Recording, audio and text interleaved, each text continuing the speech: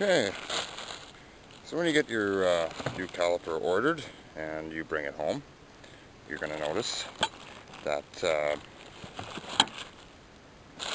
you are not going to have new bracket bolts, but you will, however, have a new bolt that actually holds the caliper in place, the slider part of it. So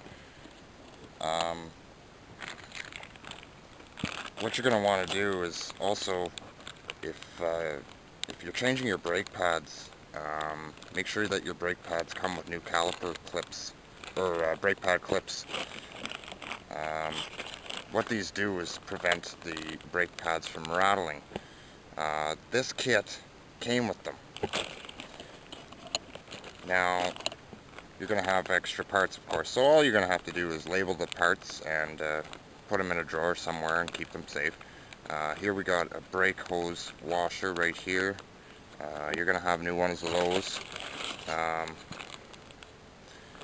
You know, you're going to have spare parts. So usually what I do when I disconnect the brake hose, I use new washers. You know, the kit comes with them, so you might as well use them. And here is where the brake hose connects to. Leave this plugged in there until you get the caliper on. Keep any dirt or impurities out of there. You don't want anything getting inside. Also, with your brake hose, once you remove your old caliper, take a clean rag and cover the brake caliper hose, or the brake hose itself, and just make sure to keep dirt out of it. Okay, so what I usually do when I first start off with this, when I take it fresh out of the bag, I go ahead and loosen off the bleeder screw.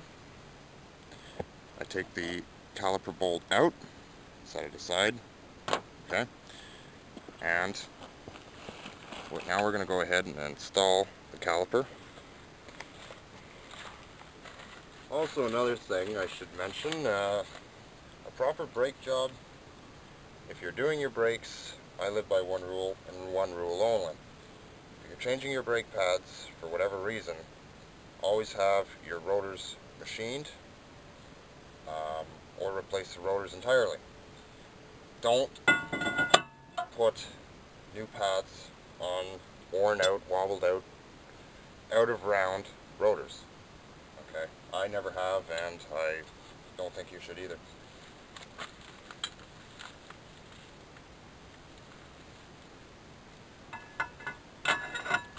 First I'm going to start off with my back bolts. Get the caliper situated in there properly.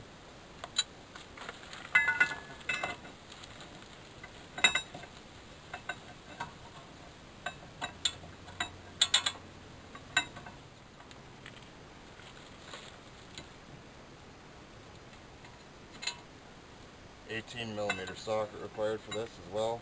Tighten them down.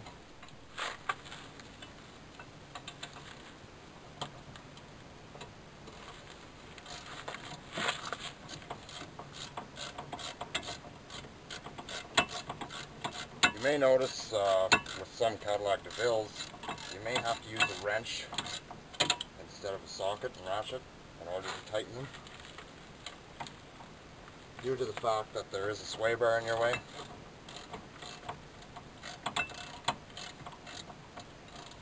Or you might get lucky, you might be able to get one in there.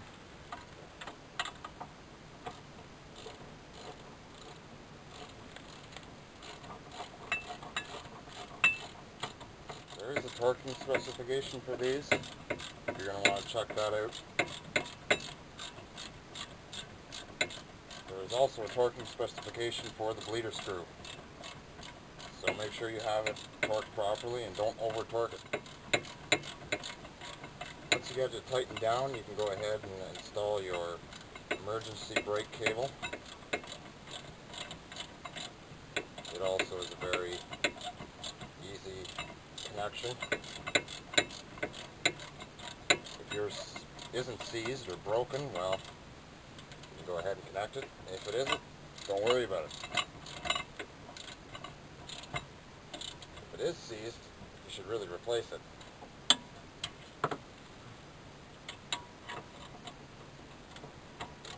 A lot of people don't. It is a good idea to keep your park brake cable in full function and fully maintained, and make sure it is functioning properly the way it's supposed to.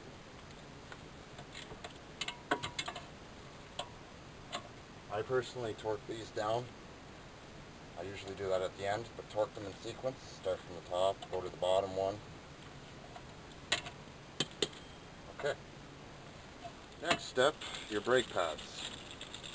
What you're going to want to do is when you get your brake pads, this is a special lubricant that is designed to keep the brake pads from squealing. What you got to do with this is take this lubricant and spread it all over the backing plate of the brake pad. Just like so. Okay, just on the backing plate, nowhere else.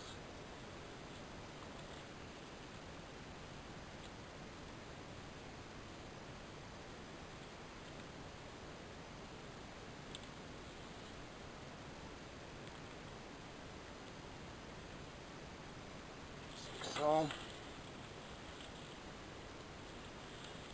Okay. Now, before we insert it into our caliper, we're going to want our anti-rattle clip, which are these guys here. Okay, just like so. Nothing too fancy about them. They just sit on the lip here, on your caliper bracket, just like that. And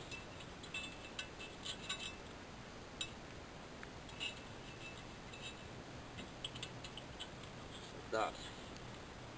Now, take our brake pad, go ahead and insert it. Usually with Cadillac DeVille, if yours has the anti-wear indicator, that particular brake pad goes on the outside, this side of the rotor. If the brake pad you're trying to install does not have the the brake wear indicator, it goes on the inside. This one doesn't have it, so it's going to go in here. Do the same with the other one.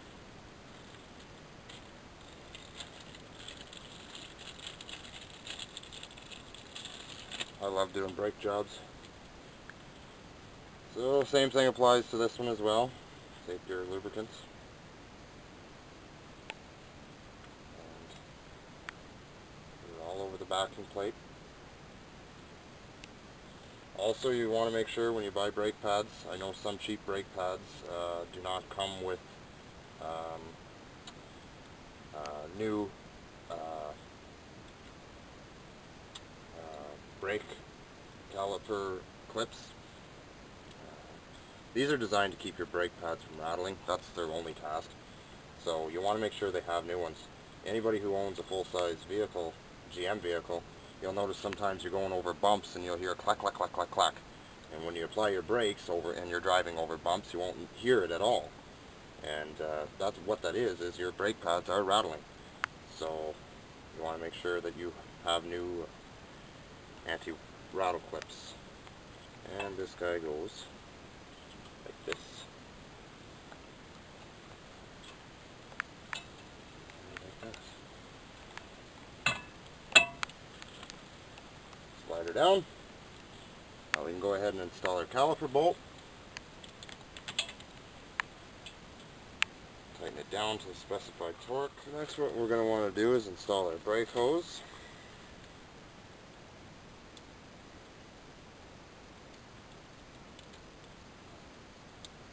$11mm required for the bolt.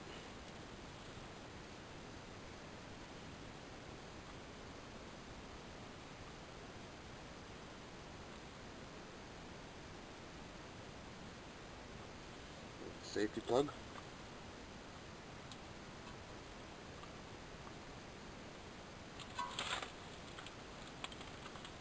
And 11mm.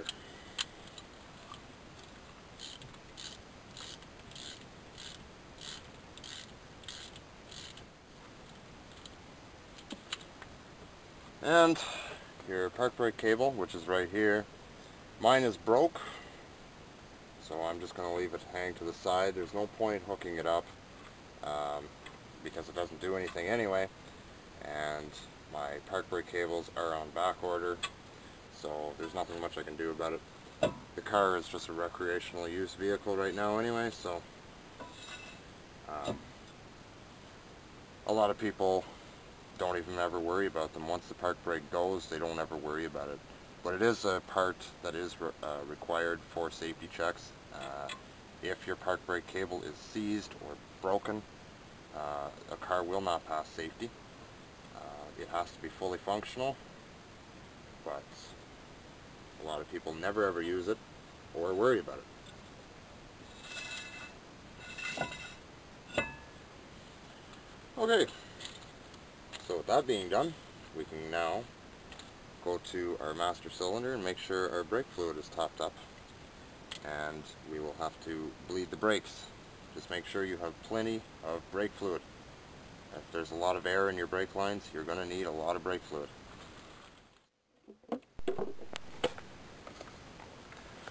Always make sure that before you remove your brake master cylinder cap, make sure it is clean. Make sure there's no dust on it. Just make sure it's nice and clean.